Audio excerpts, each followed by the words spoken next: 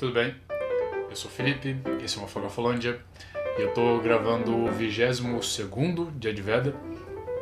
Hoje é dia de resenha, eu vou falar sobre o livro Precisamos Falar sobre o Kevin, da Lionel Shriver. E ele vai ser narrado pela Eva Kachadurian, que está escrevendo cartas ao marido dela. Então é um romance epistolar.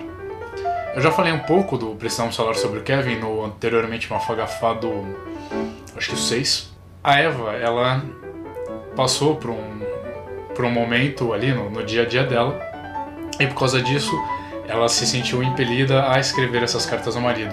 Ela não está mais com esse marido, ela não está mais com os filhos. A gente descobre ali com o enredo de que o filho dela está preso, o Kevin, exatamente o do título. E nessas cartas que ela vai fazer então é voltar toda a vida dela com o marido, voltar a falar como era antes, como eles se conheceram, como era a vida de casal deles, um casal relativamente livre, como era o trabalho dela, que ela adorava muito. Ela viajava para fazer resenhas de viagens, eles tinham um romance, um jeito de ser, de casal muito livre, um casal jovem, sem filhos, que podia viver a vida deles ali como mais ou menos eles queriam, sem grandes luxos. Mas imagina, uma pessoa viajando o tempo todo, como ela quiser, e os dois, sabe, o casal podendo ficar em casa, até que eles vão decidir ter o primeiro filho deles. Não tem bem um consenso em como eles chegam nisso, tem muita dúvida na cabeça da Eva, mas eles acabam decidindo ter um filho. O processo da gravidez inteiro dela, tudo que ela vai sentindo nessa gravidez, até a hora que ela realmente tem um filho e as impressões logo depois que ela tem esse filho, e vai indo tudo assim muito, muito pessoal. Ela vai continuar relembrando isso até um determinado ponto da vida deles, depois que eles já tiveram uma segunda filha e que esse filho, o Kevin, está adolescente, no colegial. Bem, o que vai dar mote para isso, né, o porquê o Kevin está preso, que eu não quis falar ali no anteriormente Mafagafado, mas que não é realmente uma surpresa, porque faz parte ali de conhecer o romance. Quando se fala do romance tem que se falar disso para discutir ele. É que o Kevin foi preso por ter assassinado colegas de turma dele do colegial. Ele praticou um daqueles school shootings que aconteceu muito nos Estados Unidos.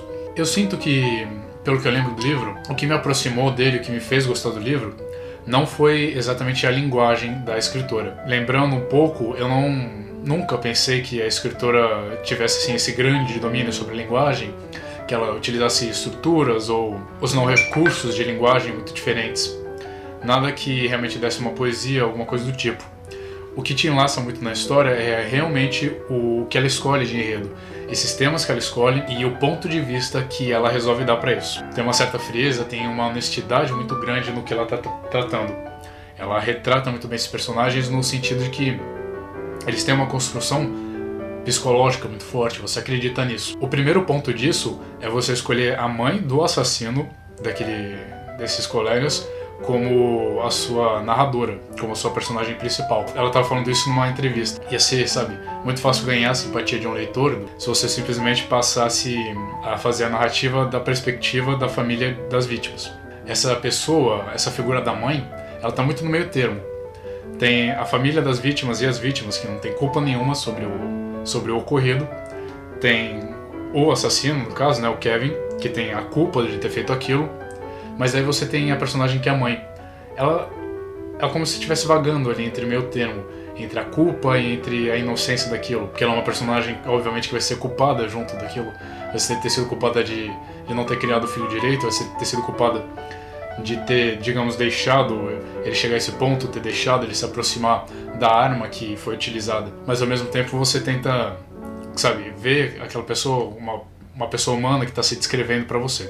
É a personagem que ela escolhe, a relação que ela escolhe, e como é muito mais do que simplesmente uma discussão, do que o que leva uma pessoa a fazer esse tipo de ação, o que leva um jovem a matar outras pessoas, o que leva um jovem a ser perverso.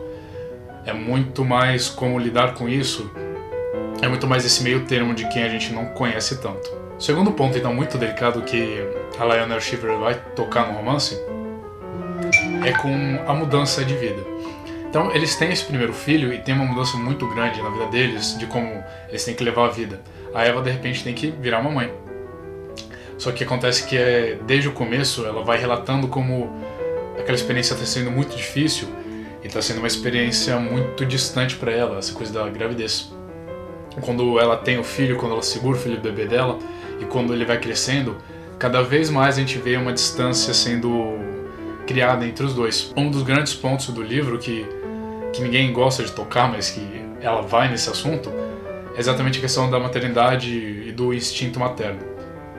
A Eva, você não percebe o instinto materno dela, essa coisa que a gente pensa biológica que deveria acontecer com as mulheres. Ela não tem isso, pelo menos no primeiro filho. Você não consegue identificar isso com ela e você não consegue identificar isso na criança. A maneira como ela retrata é que um filho completamente aquém dela, um filho completamente distante, mas como se fosse uma vontade dele ser distante. Então tem um pensamento sobre isso também, né? A gente tá vendo isso pela visão dela, então será que isso era coisa da cabeça dela? E essa distância que foi crescendo entre ela, esse vínculo materno que ela não pôde criar, será que é uma culpa do filho dela, ou uma culpa dela, ou uma culpa dos dois? É um processo biológico que aconteceu isso? O filho dela é realmente dessa maneira? E vai botando isso, né? O Kevin é uma criança muito complicada, no sentido de ela realmente, na visão da mãe, então parece muito distante, parece muito calada, ele não fala, ele realmente tem uns quês, assim, que quando você vai lendo, vai dando uma agonia muito grande, porque você não pensa numa criança desse jeito, não pensa numa criança agindo daquela forma. Eu achei o Kevin um personagem muito bom, principalmente apesar da Eva ser a principal, porque a gente vê nele uma diferença muito grande no tratamento, uma diferença no relacionamento que ele tem. Com a mãe, é uma coisa muito esquisita, porque a Eva vai relatando coisas dele ser muito frio, muito distante, dele demonstrar aquele amor comum, mas ao mesmo tempo me pareceu muito que ele tinha uma fixação com ela, uma fixação extremamente estranha. Todo o processo dele confrontar a mãe, dele ter um processo muito silencioso, na verdade, não é um confronto físico, é um confronto muito psicológico que essa criança e esse adolescente apresenta. Ele parece que ele tá procurando de alguma maneira sentir alguma coisa com a mãe, sabe? É como se ele não entendesse realmente o que é aquilo e ele estivesse buscando o que é, sobre o que esse cara sente, né? Ele sente alguma coisa? Como é que são os sentimentos dele? E eu fiquei pensando isso, né? Como se fosse um personagem que tem inveja de sentimentos, ele vê muitos sentimentos na mãe, mas que pela mãe especificamente tem alguma coisa ali que ele quer decifrar de alguma maneira.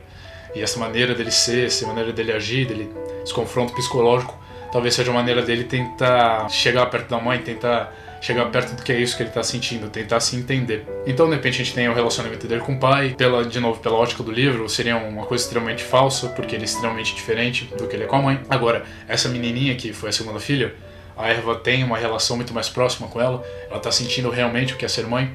Daí a gente também tem uma certa divisão ali da menina com a mãe e do menino com o pai. A gente não sabe até que ponto isso é verdadeiro, até que ponto isso não é um jogo. É uma narrativa, então, de levantar muitas discussões, de fazer pensar muito nisso. Apresentando esses pontos que deveriam ser um tabu muito grande, você sabe, todo mundo é filho, ou as mulheres, ou elas podem ser filhas, ou elas podem ser mães de alguém.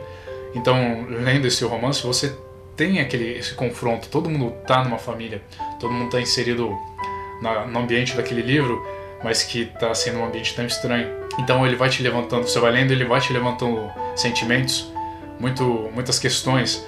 É uma coisa às vezes de revolta, porque você vê aquela situação ocorrendo, você sabe qual que vai ser o desfecho, na verdade, onde que vai chegar ali no final, o que vai ser esse grande acontecimento na vida dele, e você vai percebendo, né, de que de acordo com a mãe, então teriam vários pequenos detalhes, várias pequenas maneiras de se dizer que aquela criança ia fazer isso de alguma maneira algum dia, e você vai se revoltando com isso, você vai meio que ficando meio mais desesperado com isso. É uma leitura realmente pra te indagar, trazer alguma coisa de dentro, no sentido de te fazer ter esses sentimentos ruins, não ruim propriamente dito, mas incômodos.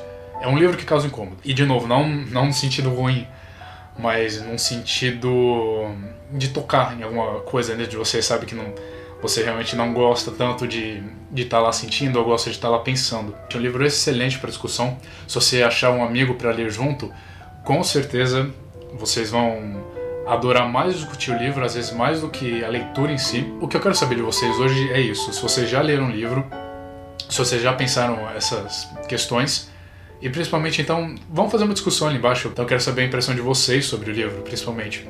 O que vocês pensaram no Kevin? O que vocês pensaram na mãe? Vocês pensaram em alguma coisa sobre essa relação entre os dois?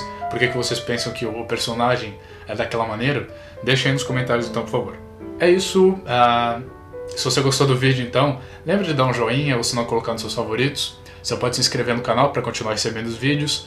Agora em agosto tem vídeo todo dia e alguns dias ali de setembro até o dia 5 mais ou menos também vai ter vídeo todo dia, é o Veda e Veds. Eu também tenho a página no Facebook, do Mafagafolândia, no Instagram, que é o Mafagafo. Você pode me achar no Scooby e no Goodreads, todos os links estão aqui embaixo, inclusive do blog. Tem mais gente fazendo Veda que eu recomendo vocês acompanharem também. É a Gabi, do Viver para Ler, a Olivia, do Biblioconto, Denise, do 100 Anos de Literatura e a Tati, do País das Entrelinhas. A gente fica até a próxima então.